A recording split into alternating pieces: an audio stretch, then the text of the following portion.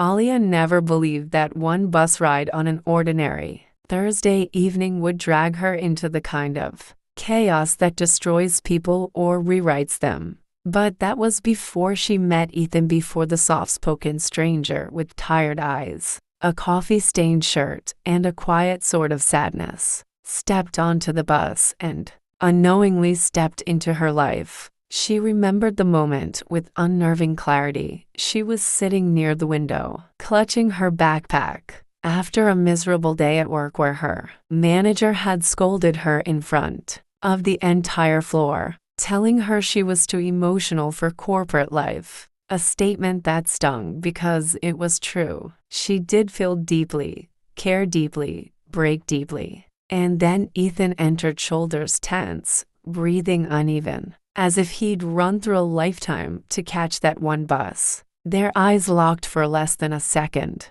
but something unspoken passed between them, something that felt almost like recognition. And Alia quickly lowered her gaze, pretending to scroll through her phone. She didn't expect him to sit beside her, yet he did, with a polite nod and a hesitant, almost apologetic smile. And for the rest of the ride, the two sat in a silence that felt strangely intimate, an invisible thread pulling them closer despite the fact they hadn't spoken a word. When he finally stood to leave, the bus jolted sharply, and Alia's notebook, a small blue one she carried every day, fell to the floor. Ethan picked it up, his eyes scanning the page open to a half-written poem. "This is beautiful," he whispered, and Alia felt heat rise to her cheeks, embarrassed and strangely exposed. Because no one ever read her writing, she took it back quickly, mumbling a thank you, and Ethan stepped off the bus with a lingering glance that stayed with her even after he disappeared into the crowd. She didn't know then that Ethan was running from something dark, something that would soon swallow both of their lives whole. The next evening, he boarded again, same bus, same seat, same nervous energy clinging to him like a shadow, and this time, he spoke first, telling her he liked her poems, that her words sounded like someone who had loved deeply and lost painfully. And she surprised herself by telling him the truth. She hadn't loved anyone. Not really, not in the way people wrote books about. They talked the whole ride, sharing stories about work, dreams, childhood memories. And by the time she reached her stop, Alia realized she hadn't laughed that hard in months. Their bus rides became a quiet ritual, small smiles, soft exchanges, a growing closeness neither of them dared to name. But everything changed the night Ethan failed to board. Alia waited through two buses, heart sinking deeper with every passing minute, wondering if she had misread everything, if maybe she meant nothing to him after all. The next morning, she received a message from an unknown number. "Ethan won't be coming back." Those 6 words felt like a punch to her chest. Worried, she took the next bus to downtown, searching everywhere she knew he might be, and finally spotted him outside a rundown cafe, arguing with a man built like a storm, tall, intimidating, and furious. When Ethan saw her, fear flashed in his eyes, real fear, and he mouthed go, but it was too late. The man turned toward her. His voice was cold, mocking, as he said, "So this is the girl you're hiding from me for?" Alia froze as Ethan stepped in front of her, his hands trembling. "Leave her out of this, Jackson," he said, voice shaking. And the man Jackson laughed, a cruel sound that made Alia's skin crawl. That was the moment she realized the truth she had never imagined. Ethan wasn't running from heartbreak or depression, or some painful past. He was running from danger, from a man who claimed Ethan owed him thousands of dollars, and had stolen something that didn't belong to him. Alia tried to pull Ethan away, but Jackson grabbed his arm, and the fight escalated into something wild and terrifying. Ethan shoved Jackson. Jackson swung back. People started recording with their phones, and Alia did the only thing she could. She screamed for help. A police car pulled up moments later, but before the officers could intervene, Jackson hissed a final threat: "You have until Friday, or I'll take back what's mine one way or another."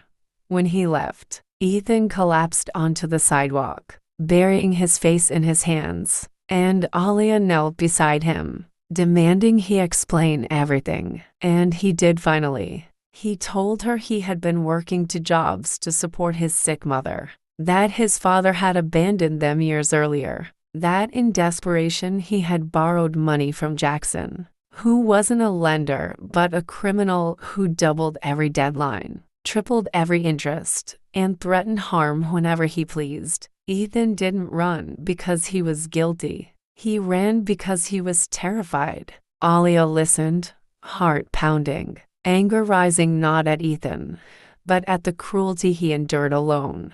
She made a decision then, reckless, bold, impossible. She would help him, whatever it took. She used her savings to pay part of the debt, sold her camera, pawned jewelry her mother gave her before she died. But even after everything, they still didn't have enough. As Friday approached, Ethan became quieter, more distant, convinced he was dragging her down, that she deserved someone safe, someone uncomplicated, someone who didn't bring storms into her life. But Alia wasn't leaving him, not now, not when he needed someone to believe in him. On Thursday night, she found him at the bus stop, head bowed, shoulders shaking. He told her goodbye, said he couldn't risk her life, said he'd rather disappear forever than let Jackson hurt her. She grabbed his arm, furious, telling him she didn't choose him for convenience.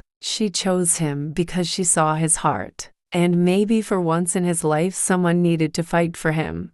Before he could respond, headlights flashed across the street and a black SUV pulled up. Jackson stepped out with 2 more men. Everything happened fast. The men grabbed Ethan, shoving him toward the SUV as he fought back desperately. Alia rushed forward, screaming at them to stop, and Jackson smirked as if enjoying the show. But this time, Alia wasn't powerless. She had secretly recorded her earlier confrontation with Jackson, and she pulled out her phone, shouting that she had already sent the video to the police and to a lawyer. For the first time, Jackson's expression faltered. Before he could react, sirens pierced the night the police arrived, triggered by the emergency alert she activated moments earlier. Jackson tried to escape, but officers surrounded the SUV, forcing them to the ground, handcuffing them one by one. Ethan fell to his knees, exhausted, trembling, barely able to breathe as the officers questioned him. When they finally released him, Alia ran into his arms,